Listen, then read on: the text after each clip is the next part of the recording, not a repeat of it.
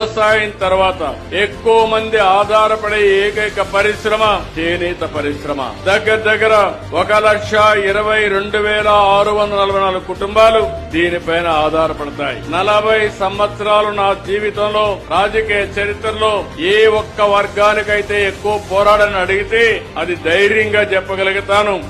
ఈ చేనేత వర్గం కోసం రాజీ లేని పోరాటం చేశాం.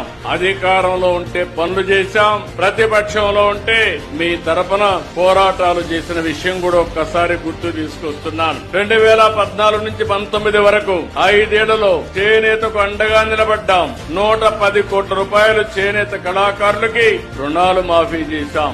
ఇంకో పక్క 90,765 కుటుంబాలకి 100 యూనిట్లు కరెంటు ఉచితంగా ఇచ్చాం. ఇంకో పక్క చేనేత కార్మికులకి మొట్టమొదటిసారిగా 50 సంవత్సరాలకే పింఛన్ ఇవ్వాలని నిర్ణయించిన పార్టీ తెలుగుదేశం పార్టీ.